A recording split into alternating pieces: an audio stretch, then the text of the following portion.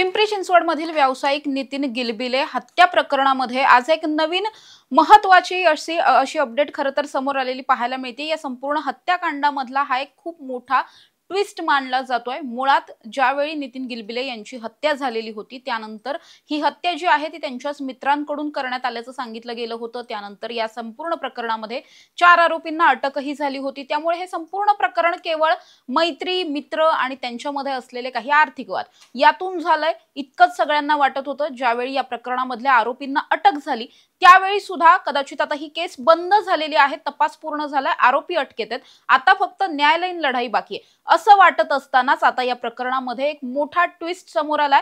तो म्हणजे या प्रकरणामध्ये जे आरोपी आहेत हे केवळ या प्रकरणामधले करते धरते आहेत असं आपण म्हणू शकत नाही। त्यांना केवळ हे सगळं करायला सांगितलं गेलंय, मात्र हे सांगणारा व्यक्ती तिसराच आहे। या सगळ्याचा मास्टर माइंड वेगळाच आहे आणि हा मास्टर माइंड कुणी लहान मोठा माणूस नसून किंवा एखादी साधी व्यक्ती नसून हा मास्टर माइंड जो आहे तो पिंपरी चिंचवड मधला माजी नगरसेवक असल्याचं समोर आलेलं आहे। या प्रकरणामध्ये किसन महाराज तापकीर नावाच्या एका माजी नगरसेवकाचं नाव आता या प्रकरणामध्ये चर्चेत आलंय। त्याचबरोबर किसन तापकीर याच्यावरती गुन्हा सुद्धा दाखल झालाय। मुळात या संपूर्ण प्रकरणामध्ये काय घडलं होतं हे अगदी आपण पहिल्यापासून अगदी थोडक्यात याचा घटनाक्रम जाणून घेऊया। काही दिवसांपूर्वी पिंपरी चिंचवड मधील व्यावसायिक असणाऱ्या नितीन गिलबिले यांची त्यांच्याच मित्राकडून गोळ्या झाडून हत्या करण्यात आली। नितीन गिलबिले यांचं चरोली परिसरामध्ये एक दुकान आहे, त्याच हॉटेल आहे आणि त्याचबरोबर अनेक ठिकाणी त्यांच्या प्लॉटिंगचे जमिनीचे प्लॉटिंगचे व्यवहार वगैरे आहेत। अशा पद्धतीचा बिझनेस त्यांचा आहे। जमिनी खरेदी विक्री प्रकरणामध्ये म्हणजे रिअल इस्टेट आपण ज्याला म्हणतो त्या प्रकरणामध्ये सुद्धा गेल्या अनेक वर्षांपासून ते व्यावसायिक म्हणून काम करताना पाहायला मिळतात। त्याचबरोबर आत्ता नुकतंच त्यांनी काही दिवसांपूर्वी चरोलीच्या अनंतपुरम नावाचा जो मार्ग आहे त्या मार्गावरती एक हॉटेल टाकलेलं होतं आणि हे हॉटेल सुद्धा अगदी चांगल्या पद्धतीने चालू होतं। मात्र या सगळ्यामध्ये काही दिवसांपूर्वी असं घडलं की त्यांच्याच हॉटेल पासून थोड्याशा अलीकडे असलेल्या अलंकापुरम नावाचा जो एरिया आहे, जो रस्ता आहे, तिथून थोड्याशा अंतरावर मागे असणाऱ्या एका पत्र्याच्या शेडच्या जवळ हेच नितीन गिलबिले आणखी काही व्यक्तींबरोबर गप्पा मारत उभे होते। त्यावेळी एक फॉर्च्युनर त्यांच्या जवळ आली। काळ्या रंगाची ही फॉर्च्युनर होती। या फॉर्च्युनर मध्ये नितीन गिलबिले यांचेच 2 मित्र होते। पहिल्या मित्राचं नाव विक्रांत ठाकूर होतं, दुसरा अमित पठारे नावाचा एक मित्र होता। या दोघांनी सुद्धा नितीन गिलबिले यांना फॉर्च्युनर मध्ये बसण्यासाठी आग्रह केला। त्यांच्या आग्रहानंतर आपलेच मित्र आहेत म्हटल्यावरती बसायला काही हरकत नाहीये असं समजून नितीन गिलबिले हे सुद्धा फॉर्च्युनर मध्ये बसले। ती फॉर्च्युनर तिथून हॉटेलच्या दिशेने निघाली। रस्त्यात काही वेळ त्यांच्या चांगल्या गप्पा वगैरे झाल्या, चांगलं बोलणं झालं, मात्र एका लोकेशनला येऊन ही फॉर्च्युनर जी आहे ती थांबली। फॉर्च्युनर थांबली त्याच्यानंतर मागे बसलेला जो एक मित्र होता तो फॉर्च्युनर मधून खाली उतरला। त्याच्यानंतर पुढे बसलेला म्हणजे ड्रायव्हरच्या सीटवर जो बसला होता तो सुद्धा खाली उतरला आणि त्यानंतर त्यांनी ड्रायव्हरच्या सीटच्या बाजूला बसलेल्या नितीन गिलबिले यांच्या डोक्यात गोळ्या झाडल्या।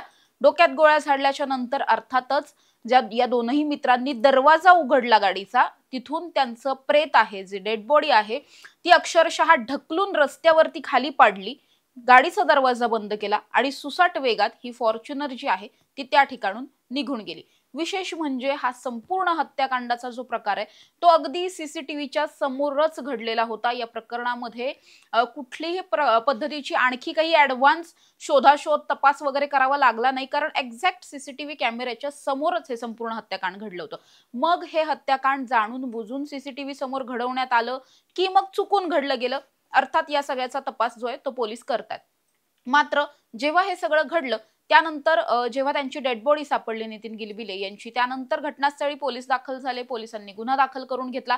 मग शेवटचे नितीन गिलबिले कुणाबरोबर दिसले होते तर अर्थात या दोनही मित्रांबरोबर दिसले होते। त्यामुळे त्यांच्यावरती संशय नोंदवला गेला आणि त्यानंतर जसजसा पोलिसांनी तपास केला या तपासातून हे मित्रच या प्रकरणातले आरोपी असल्याचं समजलं होतं। त्यानुसार मित्र फरार सुद्धा होते, त्याचबरोबर ही जी काळी फॉर्च्युनर होती ती सुद्धा फरार झालेली होती। त्यामुळे या संपूर्ण प्रकरणामधला तपास पोलिसांनी सुरू केला। त्यानंतर अमित पठारे जो आहे तो वाघोली परिसरामध्ये आढळून आलेला होता। वाघोलीच्या या परिसरात एक संशयित व्यक्ती जो आहे तो फिरताना दिसलेला होता।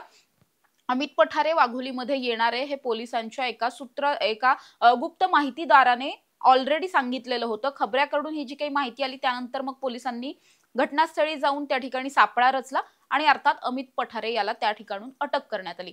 दुसरीकडे विक्रांत ठाकूर आणि सुमित पटेल नावाचे 2 आरोपी या प्रकरणामधले गाडी घेऊन फरार झालेले होते। मग ही गाडी कुठे वगैरे याचा शोधाशोध करत असताना ही गाडी लोणावळ्यामध्ये असल्याचं आढळलं होतं। त्याबरोबर लोणावळ्यातल्या एका घाट परिसरामध्ये पोलिसांनी रात्रीच्या सुमारास ही गाडी सुद्धा ताब्यात घेतली। या गाडीला नंबर प्लेट सुद्धा नव्हती आणि गाडीमध्ये अर्थातच विक्रांत ठाकूर आणि सुमित पटेल हे दोघे सुद्धा होते। त्यामुळे या प्रकरणामध्ये सुमित पटेल जो आहे तो सुद्धा या प्रकरणामधला एक सह आरोपी असल्याचं पोलिसांना निष्पन्न झालं। त्याचबरोबर आकाश पठारे नावाचा आणखी एक आरोपी यामध्ये निष्पन्न झाला। आधी 2 आरोपी होते, त्यानंतर 2चे 4 आरोपी झाले। या चौघांना सुद्धा पोलिसांनी 2 दिवसांच्या आतमध्ये अटक केलेली होती।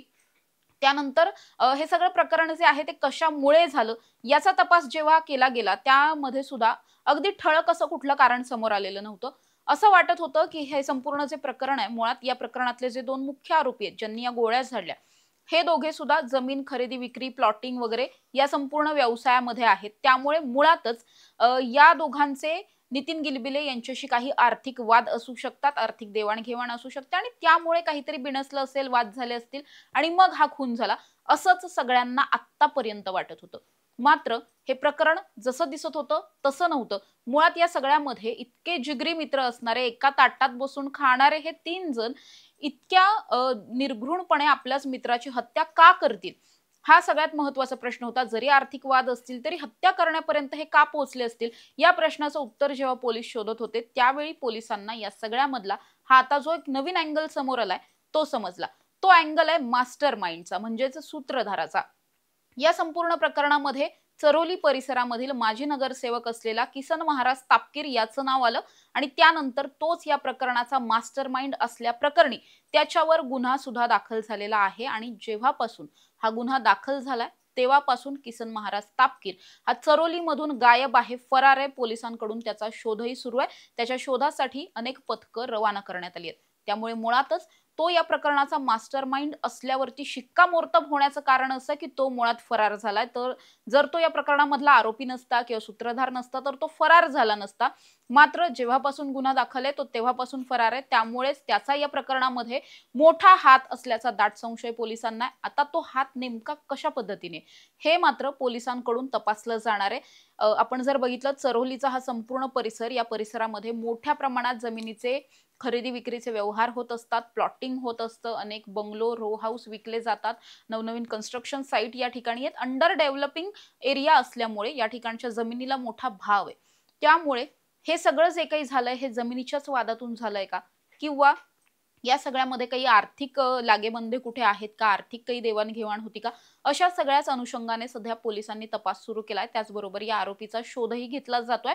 विशेष म्हणजे हा जो नगरसेवक आहे हा 2002 मध्ये पहिल्यांदा नगरसेवक झालेला होता आणि तोही शिवसेनेचा नगरसेवक होता। आता सुद्धा हा नगरसेवक आणि त्याचा मुलगा असे दोघेही जण हे शिवसेना उबाठा गटामध्ये आहेत, उबाटाचं काम करतायत, इच्छुक सुद्धा आहेत स्थानिक स्वराज्य संस्थांसाठी।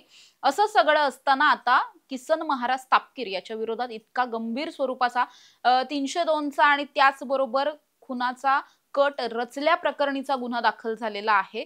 त्यामुळे या संपूर्ण प्रकरणामध्ये आता त्याचा शोध घेणं, त्याला लवकरात लवकर निष्पन्न करून त्याला अटक करणं आणि त्यानंतर त्याची चौकशी करून त्याने हे नेमकं का घडवून आणलं हे शोधणं महत्त्वाचं झालेलं आहे। हे जे बाकीचे आरोपी या प्रकरणामध्ये पकडले गेलेत हे आरोपी केवळ मारण्याकरता ते अपॉइंट केले गेलेले होते का, म्हणजे थोडक्यात यांना सुपारी दिलेली होती की मग या सुद्धा आरोपींचा वैयक्तिक काही वाद होता, वैयक्तिक काही दुश्मनी नितीन गिलबिले यांच्याशी होती? अशा सगळ्याच दृष्टिकोनातून सध्या पोलीस जे आहेत ते तपास करताना पाहायला मिळतात। त्यामुळे या प्रकरणामध्ये नेमकं काय समोर येतं, तपासातून काय काय समोर येतं हे पाहणंही महत्त्वाचं असणार आहे। दुसरीकडे या प्रकरणामधला जो मास्टर माइंड आहे ज्याच्यावर गुन्हा दाखल झालाय तो किसन महाराज तापकीर याच्या शोधासाठी जी पथकं पाठवलेली आहेत त्या पथकांना तो नेमका कधी सापडतो हे सुद्धा पाहणं तितकंच महत्त्वाचं असणार आहे। तुर्तास इथेच थांबूया। तुम्ही पाहत रहा टॉप न्यूज मराठी, आपला महाराष्ट्र, आपली बातमी।